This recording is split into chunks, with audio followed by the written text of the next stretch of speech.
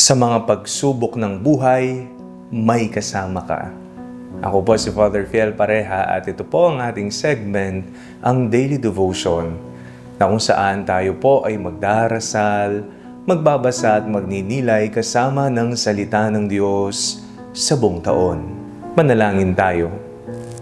Sa ngalan ng Ama, ng Anak at ng Espiritu Santo. Amen. Halina, banal na Espiritu, liwanagan mo ang aming puso at isip nang maunawaan at may sa buhay namin ng iyong salita. Amen. Our Bible passage for today is from the book of Exodus chapter 3, verses 1 to 12, and I read it for you. Moses was keeping the flock of his father-in-law Jethro, the priest of Midian. He led his flock beyond the wilderness and came to Horeb, the mountain of God. There the angel of the Lord appeared to him in a flame of fire out of a bush. He looked, and the bush was blazing, yet it was not consumed. Then Moses said, I must turn aside and look at this great sight, and see why the bush is not burned up. When the Lord saw that he had turned aside to see, God called to him out of the bush, Moses, Moses.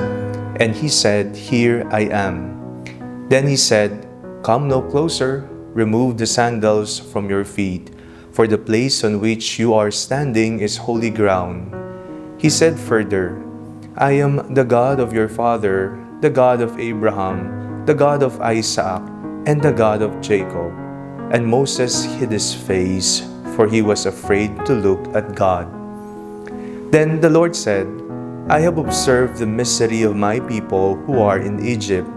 I have heard their cry on account of their taskmasters.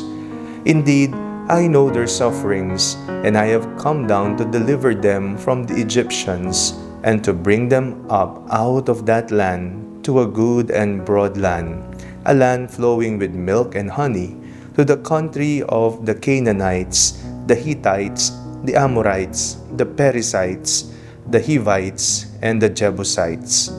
The cry of the Israelites has now come to me. I have also seen how the Egyptians oppressed them. So come, I will send you to Pharaoh to bring my people, the Israelites, out of Egypt.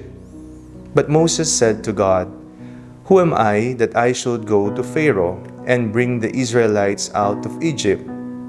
He said, I will be with you, and this shall be the sign for you that it is I who sent you. When you have brought the people out of Egypt, you shall worship God on this mountain. Sa mga pagsubok, sa mga problema, sa mga paghihirap na ating nararanasan, may kasama tayo. Di ho ba napakasarap sa pakiramdam na may mababalingan ka, mapupuntahan, mapagsasabihan ng iyong mga nararamdaman? Ang Diyos na mismo ang magiging santungan natin, ang siyang magiging kaibigan natin na makikinig, tutulong sa atin. Siyang makapangyarihang Diyos, mahawaing Diyos, mapagmahal na Diyos na tumulong sa mga Israelita.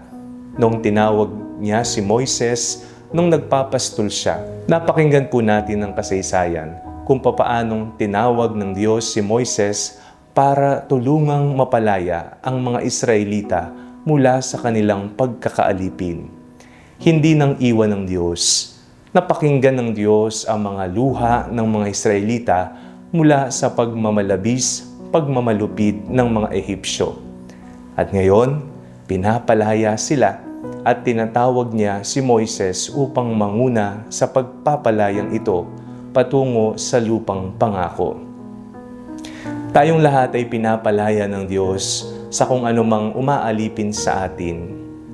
Binibigyan tayo ng kasiguraduhan ng Diyos na hindi tayo nag-iisa sa paglalakbay ng ating buhay patungo sa lupang pangako na ninanais nating marating at maramdaman. Lagi po nating tatandaan, sa mga panahon na feel po natin nag-iisa tayo, may Diyos na dadamay sa atin. May Diyos na makikinig sa mga luha at hinaing natin sa buhay. Hindi ka nag-iisa. Manalangin tayo. Panginoon, maraming salamat po sa lahat ng paggabay at pagpapala na ipinagkakaloob po ninyo higit lalo sa mga panahon na ramdam po naming nag-iisa kami sa aming buhay. Amen. Sa ngalan ng Ama, ng Anak at ng Espiritu Santo. Amen. Huwag po ninyong kalimutang i-like ang video ito, mag-comment po kayo and share it with your family and friends. Ang Panalangin Bago Matulog ay may sariling Facebook page na po. Huwag niyo pong kakalimutang mag-like at mag-follow dito, and do not forget to subscribe to our YouTube channel. I-click niyo lamang po ang link na nasa description ng video ito, o kaya naman po just search Father Fiel Pareha.